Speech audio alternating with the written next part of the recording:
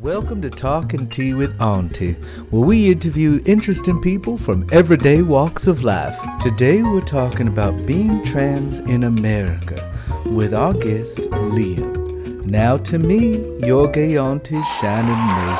Hello, my lovers. Welcome to Talk and Tea with Auntie. This is going to be a very heavy episode, but one that I think would shed light on a lot of things that people may not know. And that is, we're going to be talking about life being trans. And it's going to be something that I think is going to be very enlightening and a beautiful conversation we're going to have with our guest, Liam. So as always, I'm very grateful you're here. If you followed me organically, as always, welcome. If you found me from TikTok, I'm glad you're here, honey. And let me bring on our first guest. But before I do, I want to say thank you, as always, to my patrons on Patreon. Because without them, none of this would be possible. So let's bring on our guest, Leah. Hi, baby. Hello, Leah. How are you, my love? I'm doing pretty good. How are you doing? I'm doing good. Welcome to Talking Tea with Auntie. So, talk to me. Tell me about your life a little bit, hon. Well, sorry.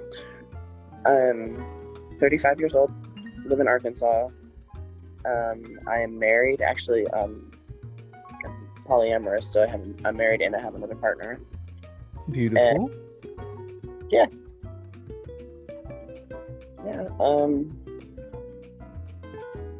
I don't know. What else do you want to know?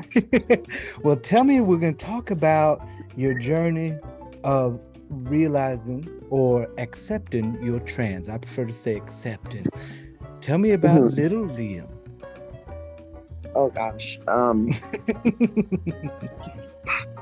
That's so okay. My wife was the first one to come out, and she did so 4 years into our marriage. Mm-hmm. And I was thrown. So, we navigated that, and she started transitioning medically and etc.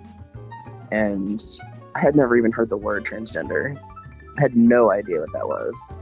Mm-hmm. So I was actually really mad at first because I was like, we've been together for so long and you've never told me this, and etc. etc. But the more I learned and the more educated I became, the more I felt like, wait a second. Just answering some questions I've had for quite a while. Yeah. And so when you started your transition process, did you finally feel you? Yes. Explain that a little bit for people who may not have ever experienced a trans person in their life, from where you were before your realization or acceptance to after. Before I started transitioning, it always felt like I was, gosh, how do I put this? Maybe trying too hard, if that makes sense, to be what I felt like people expected me to be, and to fulfill roles as a female that were expected of me. And it just always felt like I was in another person's body, I guess. Mm-hmm. And when I started transitioning, and I first started seeing the signs of transitioning, my voice getting deeper, the very first little bits of facial hair, etc. Like, it just, I looked in the mirror and it was me. And I was able to look in the mirror and actually stare at myself and look at myself, because I felt like I was looking at me finally. That's beautiful. And so how many years did you spend not being able to see you? I didn't come out until I was 30 years old. So 30 years of not being able to see you. 30 years. 30 years. And what's transitioning been like? Better yet, what has transitioning been like in Arkansas? I'm sorry?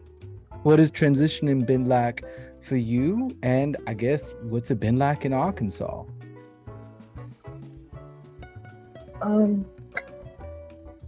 It it has been simultaneously one of the best things that's ever happened to me and one of the hardest things that's ever happened. Like I said, I feel more like myself, and I actually like who I am now. But coming out and transitioning cost my family and most of my friends, my home, basically my life. So, but we lost a lot when my wife and I started transitioning. We lost a lot, and it was devastating. So, to make a very long story short, she, like I said, she came out first, and she didn't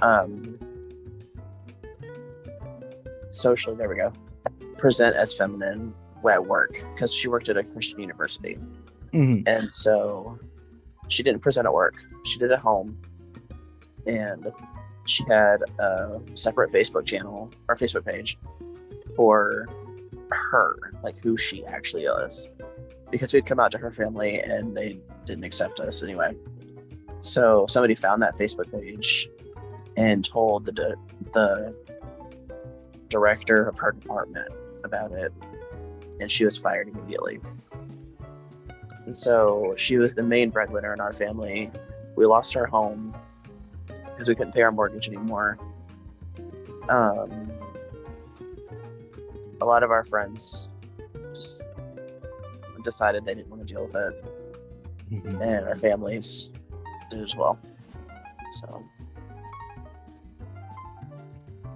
And absolutely, that's very, very hard. And I guess the question now has been, over the last 5 years, have y'all been able to create your own family? And how has that gone?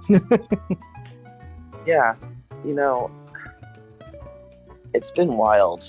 As hard as it's been, I think, yeah, we have been able to make a family of our own.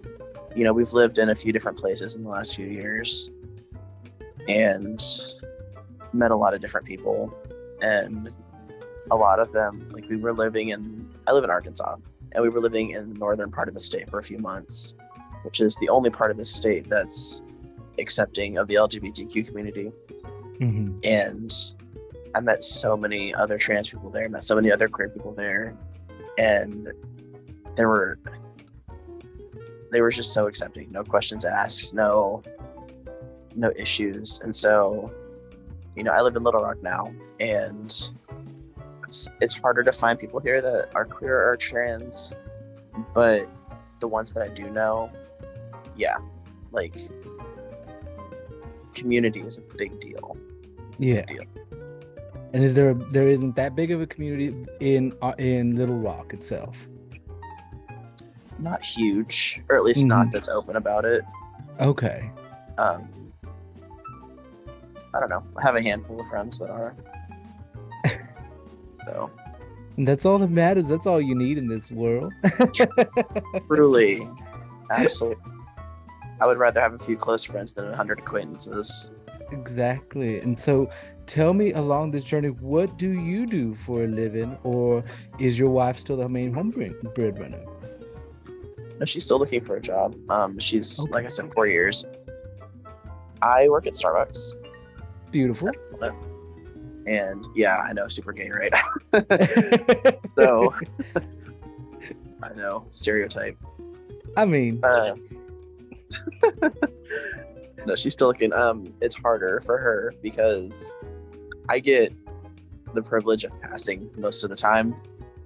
Say about 98% of the time, I get gendered correctly, whereas she doesn't have that as much. It's harder for her to pass. And so when she goes into interviews or tries to get jobs, she says that when, as soon as they look at her, when she just sees like their facial expressions change, and she knows as soon as she walks in that she doesn't have a job. This has happened to her several times. So there's the stigma of being part of the LGBTQ community, but also being visibly trans. And people here are really judgmental about that. And have y'all been able to consider leaving the state of Arkansas? We've considered it. I've she's been here the majority of her life, and I've been here for over 20 years of my life. Yeah. And so, I mean, this is a horrible state. People here are terrible, but it's Yeah. home, you know. And I don't feel like I should have to leave because of who I am. I mean, would it be better for us? Most likely. Mm-hmm. But I'm a firm believer. like I said, home 5 is years where the ago, heart is. 5 years ago, I lost everything, and we finally got to a place where we're starting to rebuild. Mm-hmm. And I don't want to uproot my life again. Yeah. I don't want to do it. So I fully understand. And the cost of transitioning. Tell me a little bit about that. That must have been difficult during this time as well. exceptionally. Mm-hmm. So, like I said, losing family and losing friends.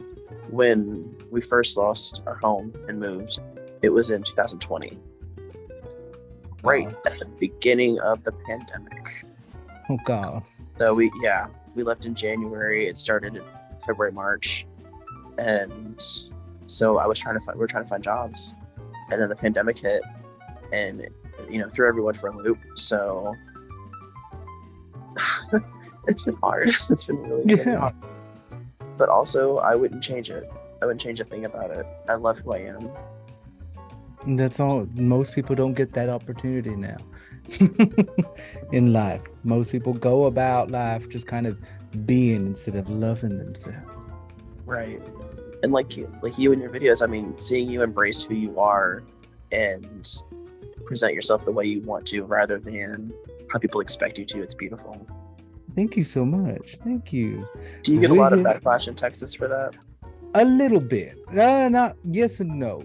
In San Antonio, not really. Austin, for its airs of progressiveness, can be shitty as heck. But I don't care. I mean, Dallas, not so. Dallas is actually pretty good. Houston, it can be dependent upon the neighborhoods because people forget how ponderously big Texas cities are. Houston's huge. Yeah. So you can be good in one neighborhood and not good in another. San Antonio, you're pretty good. Huh? The state by itself is its own country. Oh, it's yeah. huge. It's massive. And we don't go to West Texas, though. But San Antonio, you're good anywhere in the city. It's a very live and let live type of city. Some people give me looks, but for the most part, they leave me alone. And Austin, though, I'm more likely to get a slur or to get discriminated against, which I'm opinionated anyway. So it is what it is, and it's not as awful as it seems. But I would not, whenever I travel between the cities, especially if I'm going long distance to like Dallas, which is 5 hours, 4 or 5. I will wear pants because once you get past Waco and heading towards Forward Dallas, it's not the kindest. Or if I have to head out to Denver, then I'm wearing pants 100%, because the only way to get from San Antonio to Colorado, you have to go through the back country roads to those small towns that everybody thinks Texas it is. It's like 300 people, 1,000 people.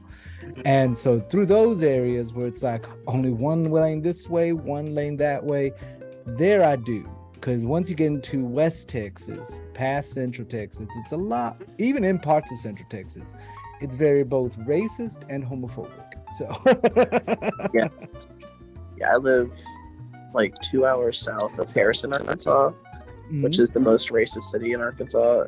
I mean, they had billboards talking about various very extremely racist things that they ended up having to take down, but like promoting the KKK, promoting transphobia, homophobia, racism, all that, like it was crazy.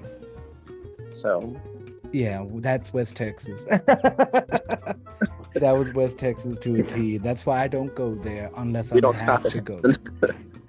You have to, because it's a 15-hour drive to Colorado. 10 of those hours is Texas. That sounds about right. Yeah, because you're going across the thickest part of the state. If I'm going to Oklahoma, that's about maybe 5 hours, 5.5, 6 hours ish. If I'm going east, that's another 6-ish.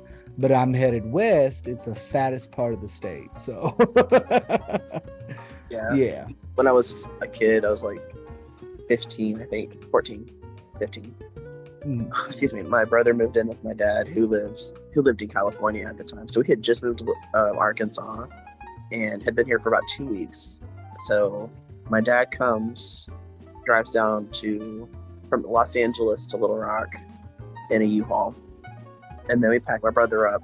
All three of us get in the U-Haul and turn around and go back to Los Angeles. Oh my word, it was the longest trip of my life. I didn't think we'd ever leave Texas. Yeah, no, that Texas is a majority. I think to California, it's a 24-hour drive. 10 of those hours is Texas. No more of it. I think like 11 of those hours, because you're going straight from here. You're going straight on I-10. So about 11 of those hours to get past El Paso is 11 hours. No. Yeah, once you leave Bernie, which is an hour-ish northwest of San Antonio, there's nothing till you hit El Paso. There's nothing on I-10 except like these little towns. There's desert. There's some tumbleweed. I mean, parts of it are beautiful, and I acknowledge it for its beauty. Would I live there? Absolutely not. No. Absolutely not. Maybe in El Paso, maybe, because that's closer to that's Hispanic culture there. But everything in between, absolutely not. No. It was something else passing through Texas. Oh my God. Oh yeah, especially if you're coming from east to west. Well, you went through the Panhandle, didn't you? Yeah. Yeah, so that's all desert and plains. So boring. It's hot. Oh yeah. I mean, I forget. I don't even know how hot it was here today. Let me see. It was 78 degrees here today. We got a big storm yesterday, and it was 78 glorious degrees today. It was mid to upper 90s.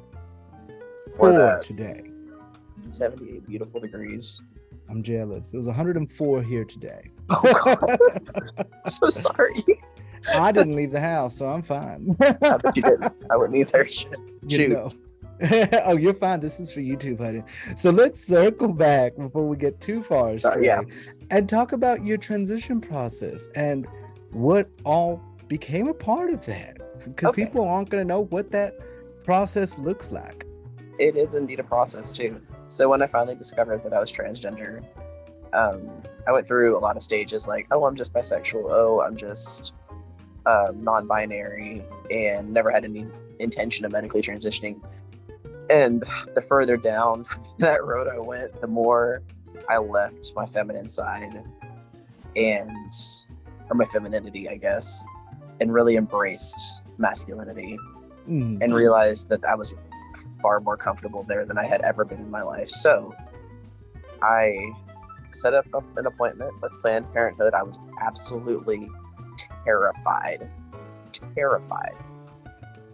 because this is huge. Like, I was about to start taking testosterone, which is a huge commitment. So I have to do an injection in my leg every week of testosterone. And I got to Planned Parenthood, and it was the same doctor that my wife had seen a few years before. But I walked in, and she's like, "You look so much different." Yeah, some things have changed. So I got my prescription. Lord help me, filling it was a pain because my insurance was arguing with me. It was a whole process I want to say it took like a week. It was infuriating. And then I started taking testosterone, and testosterone works very fast. So whereas being male to female and taking estrogen, it works a little slower. Testosterone, within the first month, my voice was dropping, and for the first couple months, it was noticeably deeper, which was fantastic. Took a while for everything else to start, but testosterone works real fast. So yeah, I've been doing that for almost 4 years now.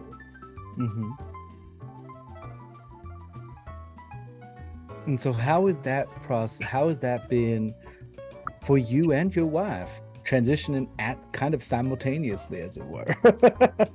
A lot of adjustments, a Hmm. lot of talking and trying to understand each other. Mostly me trying to understand because I was still wrapping my mind around all of it. Because, like I said, I had never even heard the word transgender, which is interesting because I have a master's degree in school counseling and I went through a counseling Really? program, and never once was that topic ever brought up. So, Really? yeah, we're studying the DSM, and I mean, it was in the DSM at that point. It's not anymore, but it was in the DSM as a disorder for a long time. And actually, on my medical chart with my gender doctor, it is still listed as gender dysphoria disorder of adulthood. Not Hmm. my favorite word phrasing, but that's how it's No. listed. So up until DSM 5, it was a disorder in the DSM, but I'd never learned about it. I'd never heard about it. So it all kind of came all at once, and it was a lot. But it also felt like it opened so many doors and answered so many questions. Because when I was a kid, I was considered a tomboy. You know, I wanted to Hmm. be, my brother's 3 years older than me. I wanted to be with him. I wanted to be with his friends. I wanted to get dirty. I wanted to play with cars. In fact, I stole his Hot Wheels all the time. When he was Hmm. gone with his friends, I'd go into his room, steal his toy cars. I had no interest in playing with my own toys. And when I tell you, I had 3 storage tubs full of Barbie crap, and I was not the least bit interested in it. I would play with it every now and then, but I wanted to play with his cars. You know, I wanted to play with his toys. Hmm. I wanted to be outside. I wanted to be dirty. And while those attributes are not necessarily strictly masculine, like that's not saying anything. Like I know women like that too. Hmm. For me, it was, I can distinctly remember my brother being outside without a shirt on, and I wanted to, and I was told that I couldn't, and I was so angry as to why, because it didn't seem fair. Because I wanted to be outside without a shirt on. It seemed, I still do, but it seemed so freeing and seemed right. So when I learned about being transgender and what all that encapsulated, it opened so many doors, and it was so many things started to make sense. Hmm. Like maybe I'm not just weird. I mean, I am, but Yeah. maybe I'm not just weird. And maybe all of these feelings that I've had my entire life are actually something that I should probably explore. Hmm. So, And have you been able to explore those memories? Because I know I've had memories that it was up until having information brought to me by my mother, I was able, the memory went from a pinhole looking at the memory to like, now we're watching a full screen of what that memory is. Have you been able to work on those experiences from your youth and kind of link to who you are now in a way with a deeper understanding? yeah, like I said, it's a lot of things that made sense now, and I work on a lot in therapy. Hmm. Um, a lot of the harder parts of that, like my mom. Okay, my mom isn't the most accepting human in the world at all. Hmm. My dad was the accepting one. He passed away about 9 months ago, My and goodness. thank you. I'm still dealing with that, but she's not accepting. She's very much Republican, Christian, that whole thing, and Mhm. so she prefers Jesus over anybody. And she, like, I frequently heard the phrase growing up, "I don't care if you're gay, I just don't want to see it." And having that sort of mentality ingrained in me from my childhood made sense. Like, yeah, of course I don't want to see that. That's gross. So why would I want to see that? So embracing who I am and going back through that whole part of my childhood, all those memories, like, wait, that's me. She doesn't want to see me Mhm. in public. She doesn't want to see me exist in public. Mhm. And so hearing that from our state legislators all the time, and then hearing that from my family, that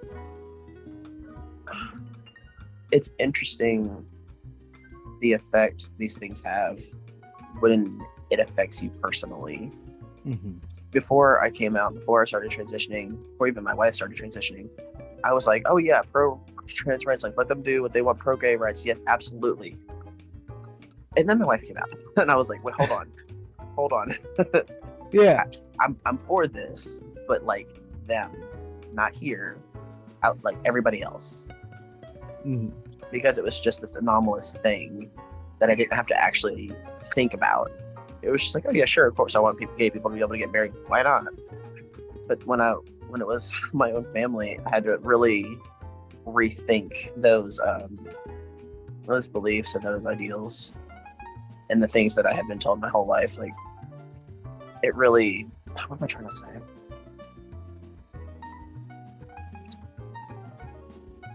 Like, so my brain just went completely blank. Oh, you're fine. ADHD's annoying. It's perfectly fine. Yeah, it does hit different. It really made me have to explore all of that and see how I felt personally, and actually educate myself. Yeah. And was that during that process of where you accepted yourself or discovered your truth? I guess. Like representation matters. Yeah. That's beautiful, though. Yeah. And so, have y'all had to go no contact with your family, or are they still your biological relatives? Let's go with relatives. We've had to go non-contact with our families. My mom, she's a whole issue unto herself. We've had problems my entire life. She's a narcissist and has always pushed for perfection from me, but like in her view, her eyes, she wants me to be what she wants me to be, and demands perfection in that regard. So when I first cut my hair short, I was like, what do you think? And she said, well, as my daughter, I think it should be longer. So it's an interesting story about that.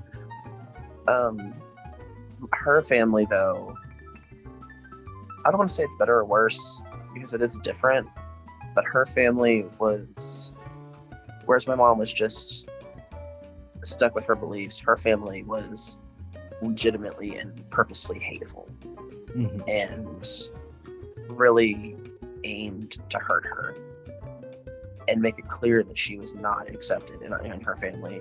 And this was not the first time she'd been made to feel this way about her family. They also pushed for a very specific view and a very specific kind of person that they wanted her to be. Like, she had to have these specific interests.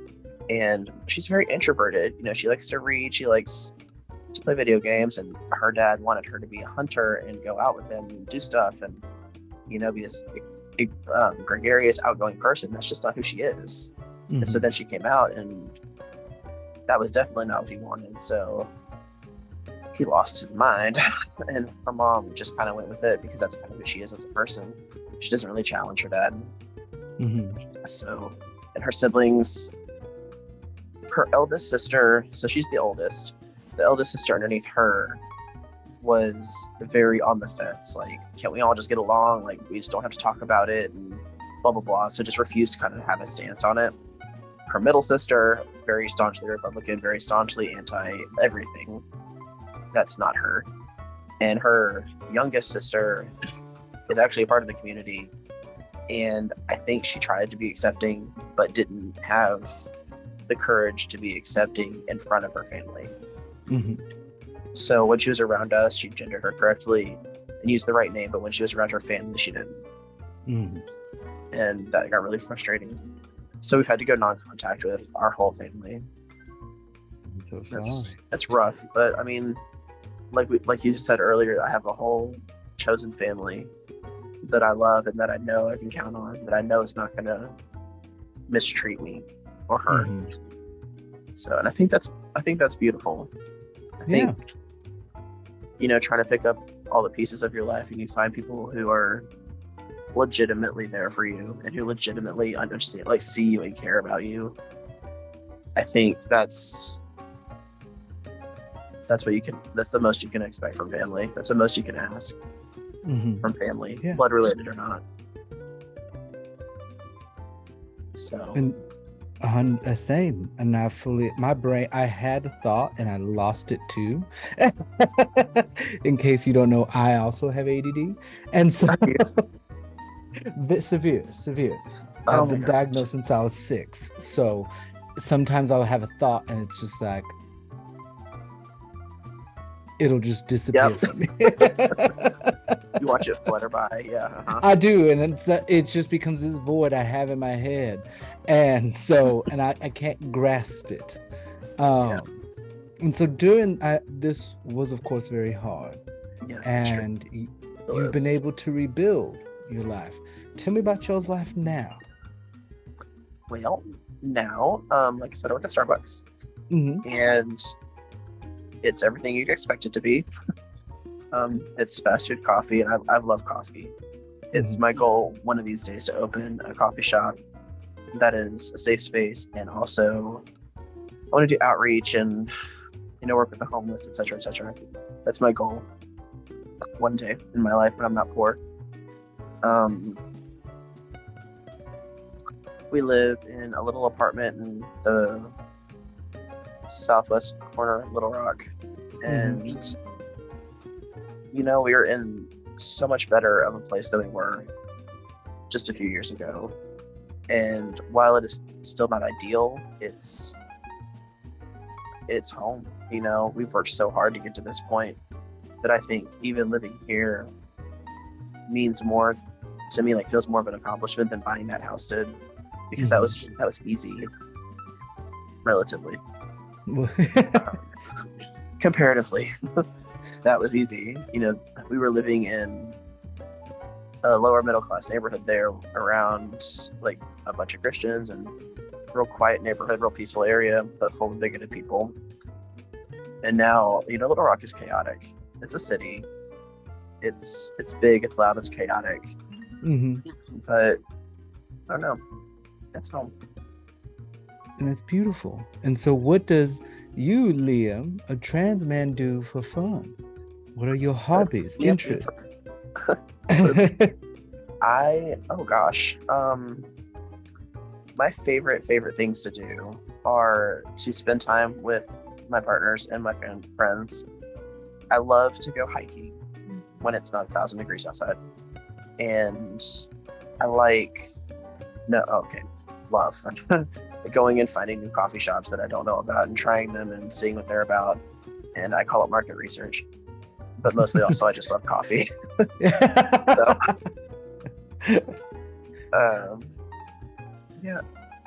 What else? I like to read. I have a dog and 2 cats, and I really love playing and spending time with them. They are the lights of my life, aside from my wife. And I don't know.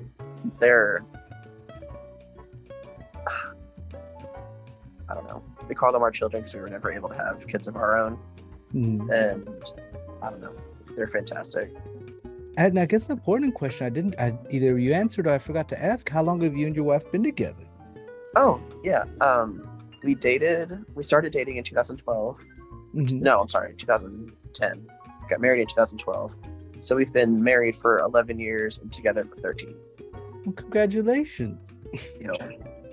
I was trying to do math in my head. Married at 24. I feel like it's a little too young. But that's what we did. I mean, I know people who got married at 19, and it was because they had kids. I can't imagine being married that young. I thought Neither could I. Was young. Yeah, we're Hispanic. Oh, okay. We're Hispanic. I think one of my sisters, I think her and her husband were married at 20. My mother was married by 19 to her ex-husband before my father. And then one brother, I don't know when he was married. I think my other brother was married in his mid-20s. No, I was alive. So, no, mid-20s. He was married about his mid-20s because I was able to go to the wedding. But tons of people from my high school were married. Tons of people already working on their second kid by the time I graduated high school. Yeah. Yeah. Sex education is definitely not a thing in the South. When I moved to Arkansas, I went to school when I was in 10th grade and met a girl that was 14 and pregnant. But you know what? To her credit, she kept that baby. She raised him, and as far as I know, is still doing really well. Finished high Yeah. school. Unfortunately, there's very few success stories where they're able. I know one from my high school. She graduated with me, so 17.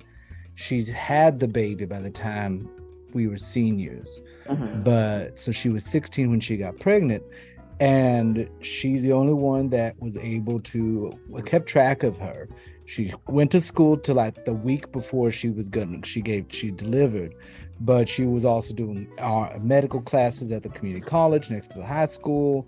She was working, Oh my gosh. pregnant, going to high school, and I think now she's an RN.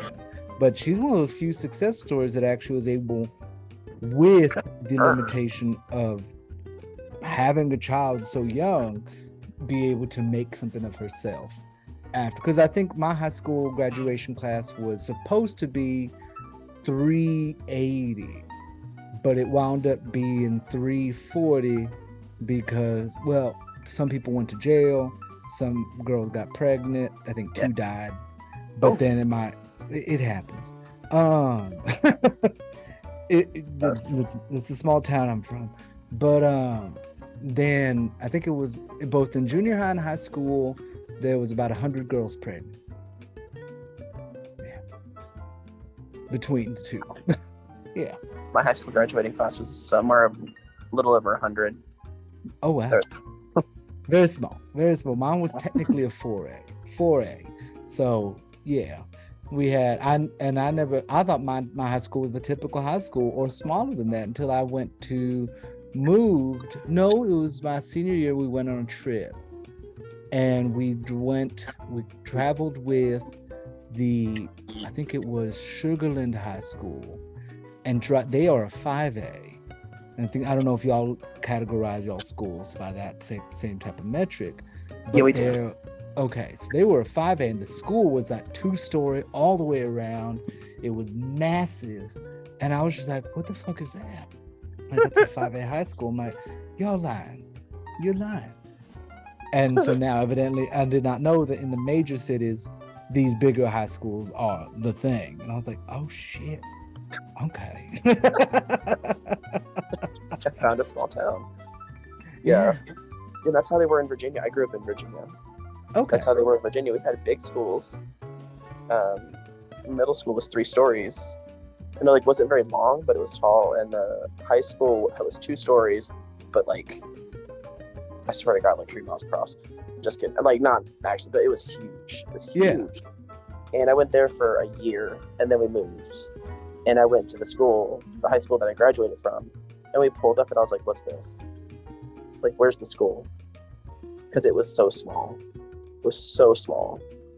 And I was just, because it looked like an elementary school. It was so tiny compared to what I was used to.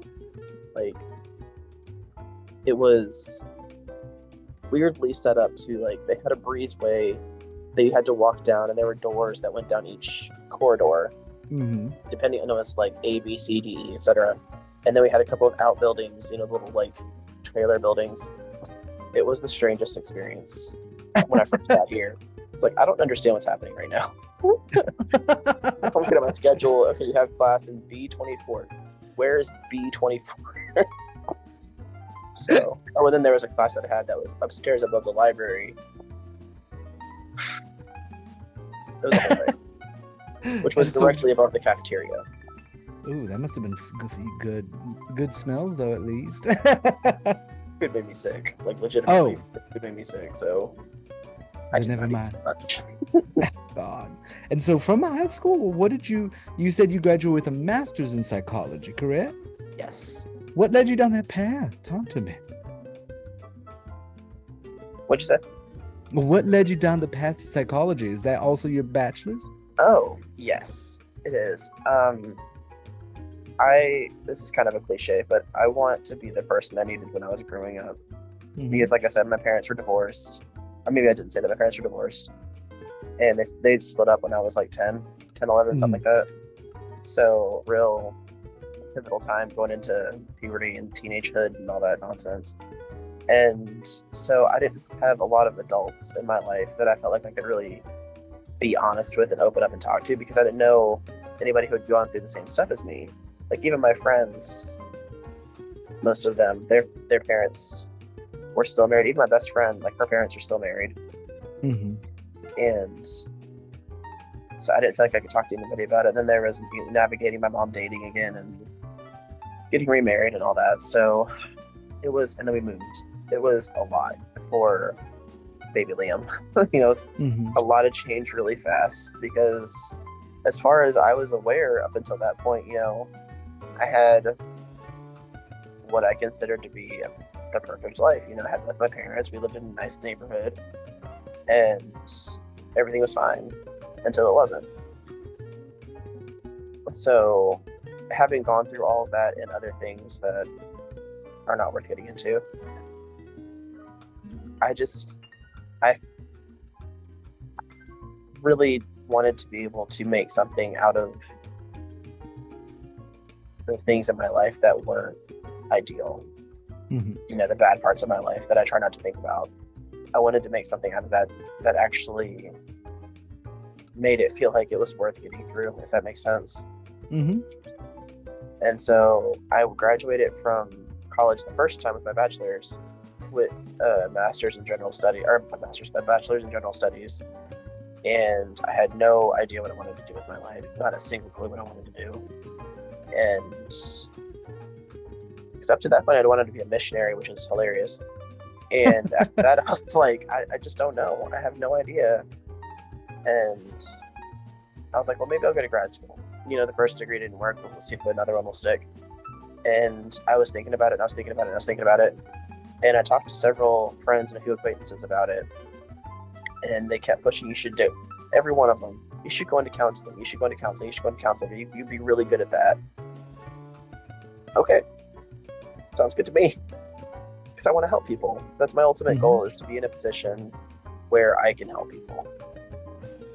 And I'm not sure how that's going to work yet, because I would really, really love to not work in schools. I've done it. Don't love it. The administration makes it very difficult to actually be effective in the ways I want to be effective. So I'm trying to figure out how to use the degree and the knowledge that I have in a way that's going to be most beneficial to other people. And have you considered possible nonprofits within the state? Oh yeah. Mm-hmm. Yeah. I volunteer for a nonprofit in this area called Intransitive. It's exactly what it sounds like. It's a nonprofit that helps trans people with, like, financially, or helps them with resources and whatever they need. You know, if you need to eat, they have food. If you just want to come hang out, they have stuff you can do. Like, they have a little community center. So I volunteer with them, and I love it. I love it so much. So That's wonderful. And so I guess before we get into the end, what if people say people are allies, but they just, because with all the hullabaloo currently going on about trans people, all the BS that these politicians are making up for no dang reason, other than the fact that they don't want people to see the fact that they are failing politicians. If people who are trans friendly and are allies, but in the climate right now, everything that's going on, what is a message you would tell them on how to be better trans allies?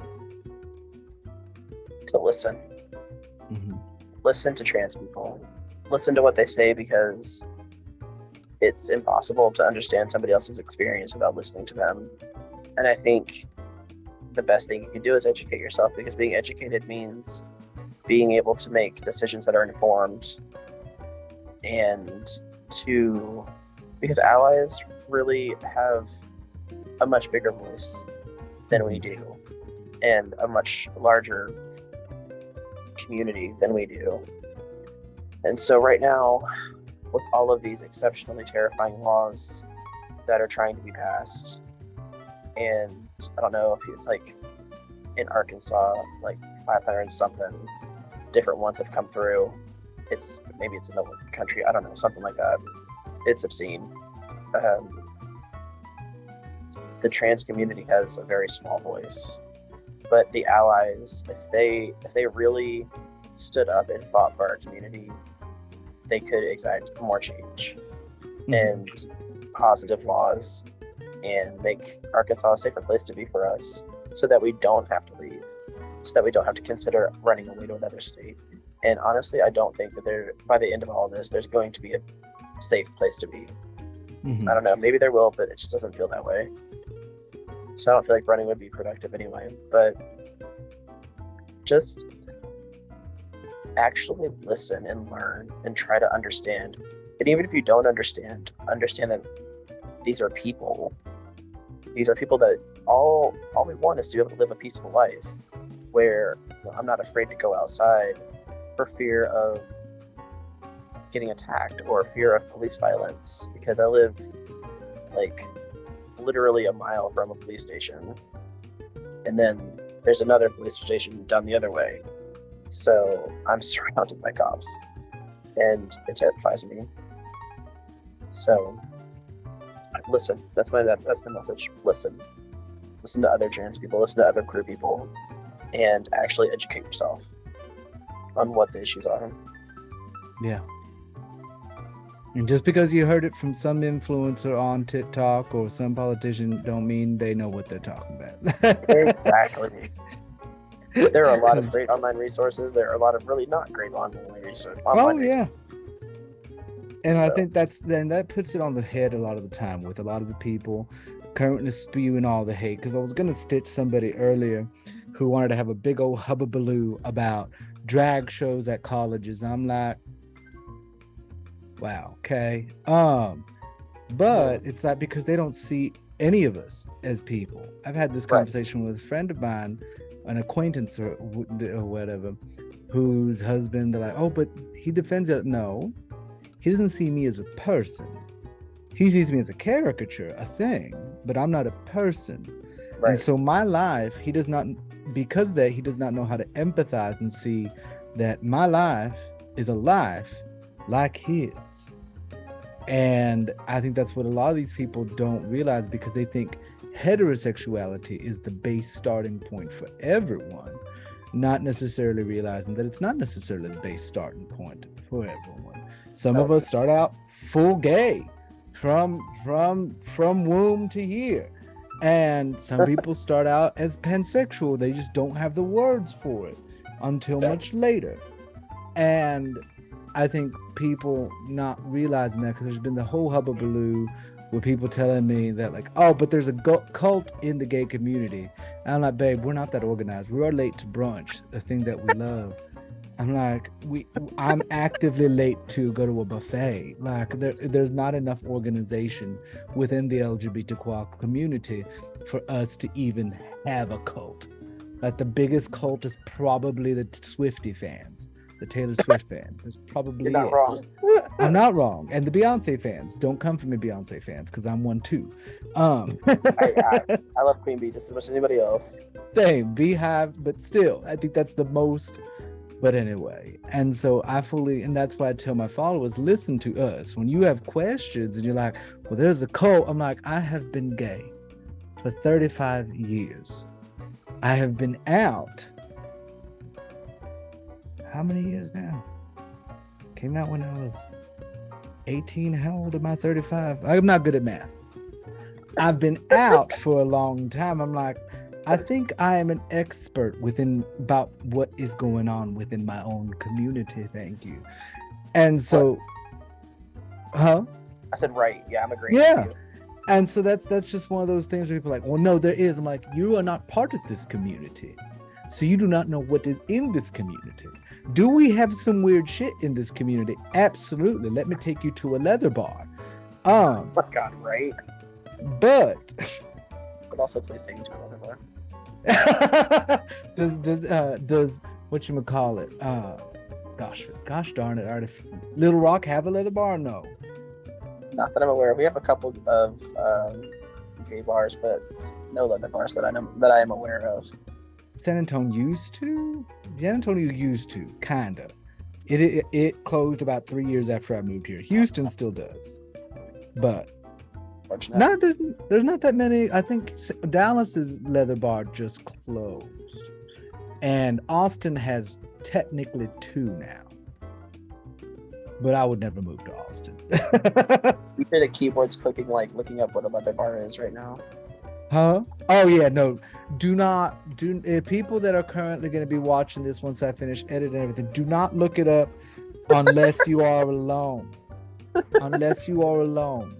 That I'm just going to tell you that now. There's a lot of things like with heterosexual culture, there are things in our community that have a very specific place for them. And we do those things in those specific places. And I think that's what people need to realize. Like, we are not any different from heterosexual people. We're just not as prevalent. That's what always gets me, though. It's like, oh, gays are shoving it in our faces. Like, babe, you really don't see it that much, honey. We are, I think it's 10% of the LGBTQ community is of the population. Like, you don't see it that much. Every day I see straight people holding hands, kissing,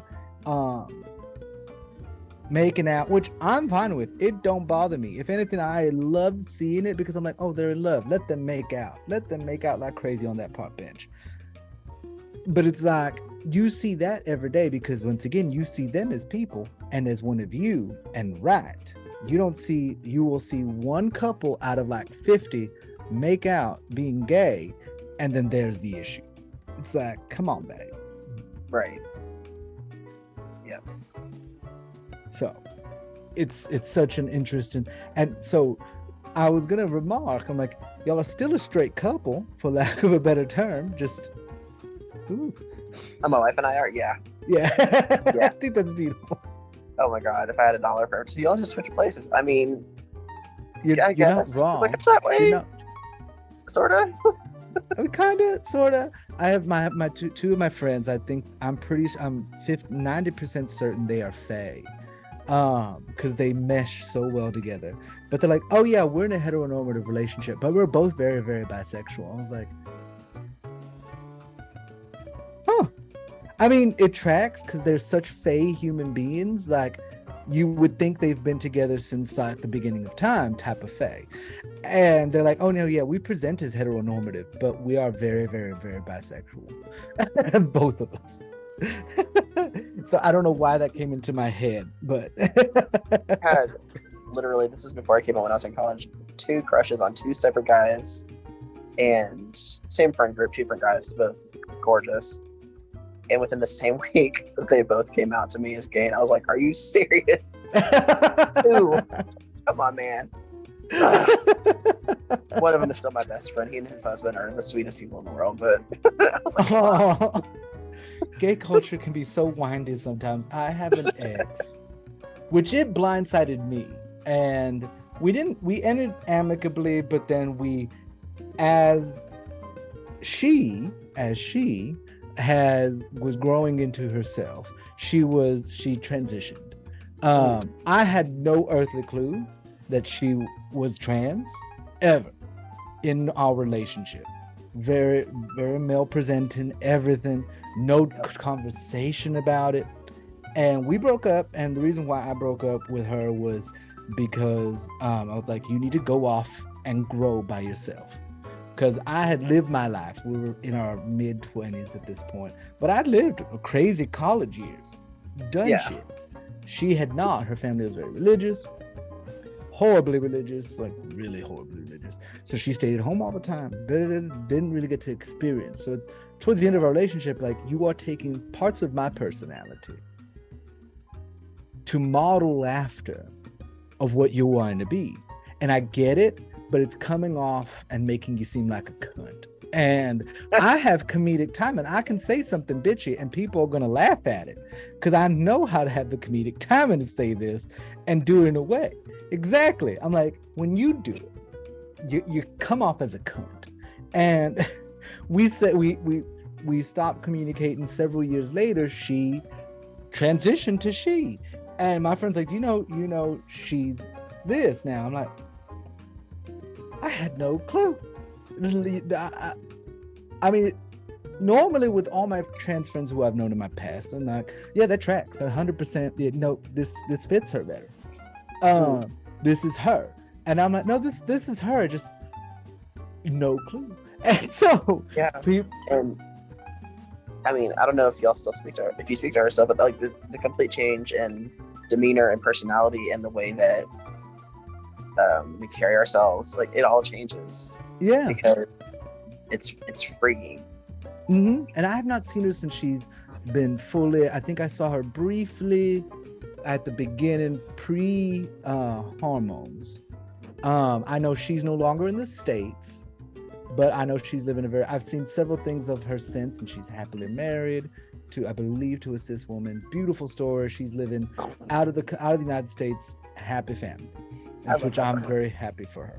But it was one of those things where my friends sometimes give me shit. She's like, well, you've always said you've never slept with a woman. I'm like, well, no, I've never even been through a woman because I was removed like a tumor from my mother. And she was like, well, technically. I was like, what do you mean technically? And she was like, well, your ex, I was like, oh. I mean, like your gold star. I was like, technically, in my defense, she was presenting as male at the time.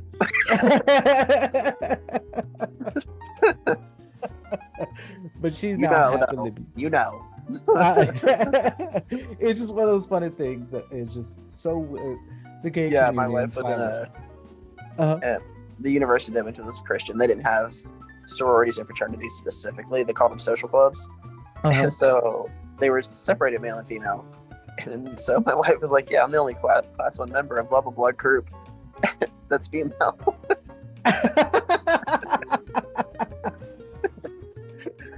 I love that though. I know, me too. Oh my god. Oh god, I could never. I almost went to a Christian university, and then I realized I had not come out till after I was already in school. But I could not imagine if I'd been able to come out going to a Christian university. I want to go to Texas Lutheran. Huh? I don't wish it on anyone. Neither do I. Y'all have, is Freed Hardeman in Texas, or is that somewhere else? What? Freed Hardeman University, is that in Texas? I do not believe. I think that's Louisiana. That does not sound like a Texas, because we have the. Unless it's a community college, I've only known. Unless it's a community college, I don't think it's one of our major universities. I know in Lubbock there's Adventures in Missions, AIM. Not specifically a Christian college, but it is like a missionary school. Oh. So were you conservative before? Because I know you mentioned wanting to become a missionary prior. Were you conservative or conservative light prior, and are you still now? I was clueless. I definitely had more conservative tendencies when I was younger. God, if you knew me then and you knew me now, like the difference is crazy. I was very, very naive, very sheltered, very heteronormative. Mm-hmm. Not to the degree that the university I went to was. It was a Church of Christ university, and so they are a cult unto themselves. My apologies for any Church of Christ people watching this, kind of. And so I wasn't that conservative, but like I said, I'd heard that same rhetoric growing up my entire life. Like, this is what you're supposed to do. This is how you're supposed to live your life. This is what is expected. Mm-hmm. So anything outside that norm, I didn't accept it because it scared me. I didn't understand it. And I think that's the biggest point that people need to understand is, yeah, it is scary. It was scary for me because I didn't take the time to understand. And even if you don't understand, like you said, we're people. Mm-hmm. But yeah, I wanted to be a missionary. I was very Christian. Started going to church when I was,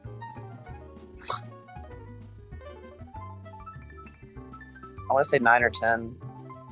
It was right before my parents split up, and stayed in the church until, gosh, not terribly long ago. Mm-hmm. Actually, not terribly long ago. And I don't know.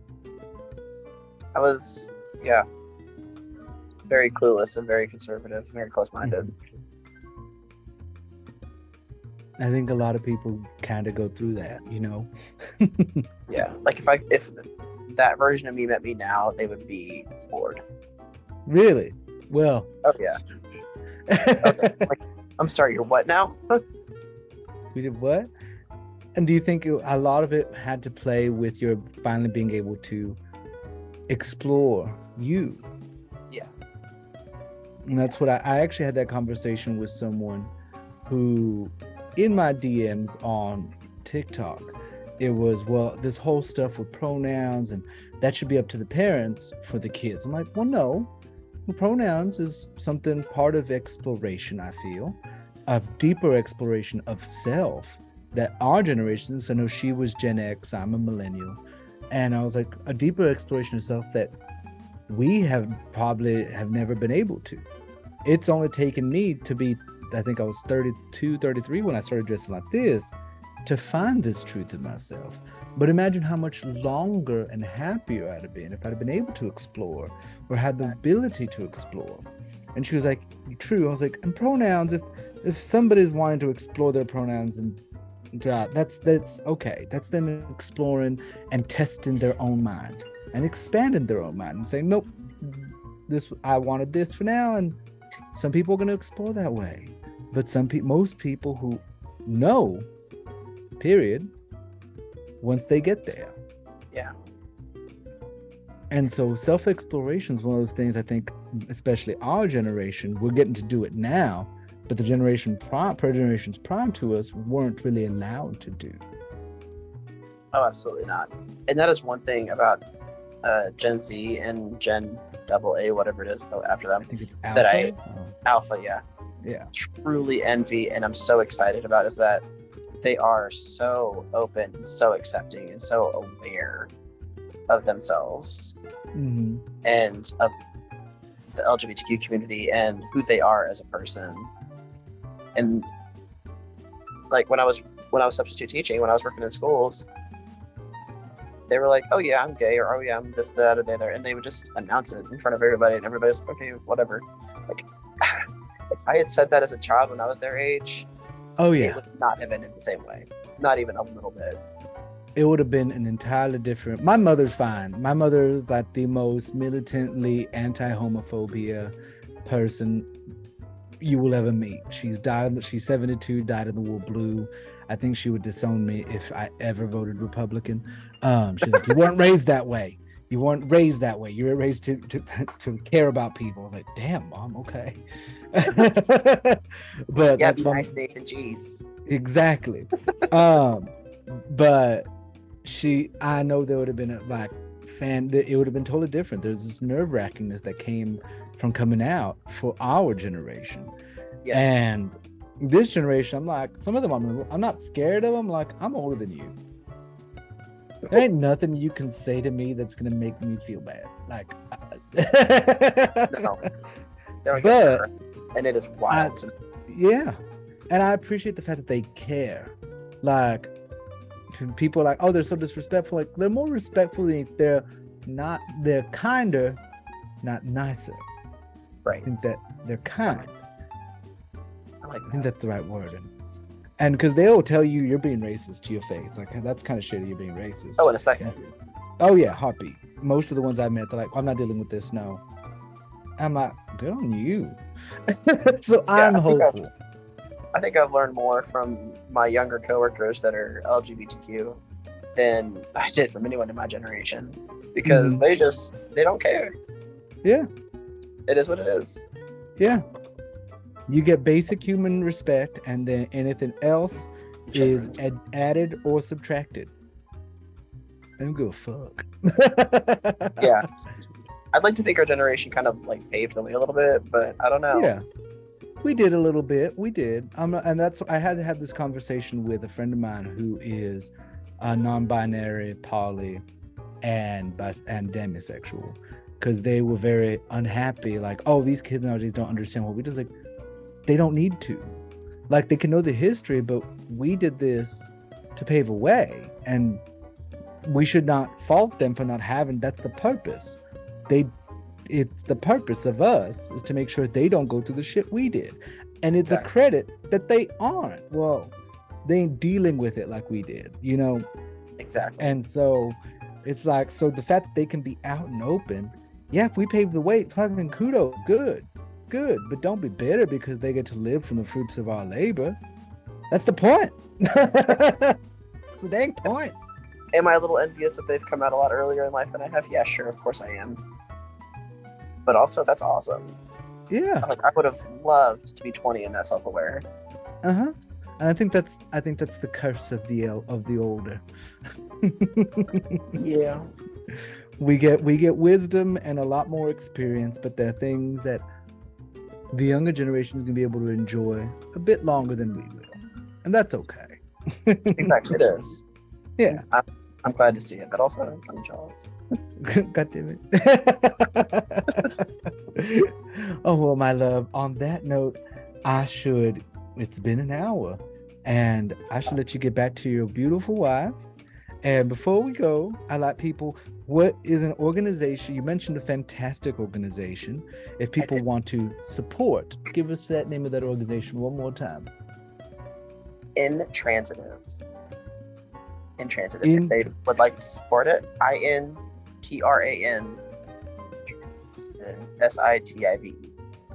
Perfect. Sorry. Oh, no. But if they want to give to them, they have, you can donate financially, you can donate clothes, binders. Any of the binders are a big deal because those things are expensive. Oh, yeah, especially to do it safely. Right. Oh my gosh, right? That's a whole conversation into itself.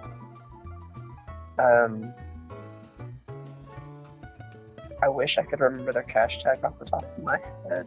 It's okay. I can try to find it and pull it up and put it in there and all that. And do they have resources for people to learn a little bit about trans community? Or yes. They do? Yes, they do. They do a lot of outreach. They hold a lot of events that, I mean, they're meant to be a safe space for trans people, but there are a lot of allies that show up. And there are a lot of people who just have children that are trans that may not be the most informed and are trying to learn, bless their hearts. Yeah. So they do have a lot of resources, and they're very open and willing to teach people. They are very much into working with the ACLU and other organizations to overturn some of these hateful laws. They do a lot of work with that, and it's amazing. It's beautiful to watch. So it's a really fantastic organization, and especially in this town, because it's so closed off to trans people, to queer people at all. I live in the middle of a very, very blue state, and like I said, the only part that's not, or very red state, and the only part that's not is this little tiny town up north. So having this little oasis in my town is fantastic, and they need all the help they can get. So go support if you can, everyone. Yeah, they have resources. They help with rental assistance, utility assistance, clothing, like anything, because that's the most expensive part of being transgender, is having to completely rebuild a wardrobe. Like, that's something that I didn't even think about until I started transitioning. I had to completely rebuild my entire wardrobe. That's expensive. Yeah. So they do a lot of really amazing things for our community. And that's wonderful. Yeah, they definitely can use anything they can get. Beautiful. I'll make sure to have I'll find the URL and I'll put it at the bottom of the screen. No problem. Well, my love, I'll let you get back to your evening, and it was so amazing to meet you, Nathan. It was wonderful to meet you, my love, and thank you for doing this interview. Yeah, absolutely. Thank you for having me. Of course, and give my love to your wife, and you have a good night. You too. Thank you, baby. Gosh, that was wonderful. Now, if you may be asking yourself, or may have felt some sort of way about this discussion, please, I hope you came with it with an open mind. It was a beautiful topic for you to learn about a beautiful part of my community, the LGBTQ community. And learning more about each other is how we unite together better. And I will have the URL, probably already have it, at the bottom of the screen for you to go check it out, learn and grow, baby. As always, in these troubled times, it's best for us to learn more about each other than it is to separate each other. That's very important. And so, as always, if you enjoyed my content, consider becoming a patron on my Patreon for as low $3 a month at patreon.com/ShiningNathan.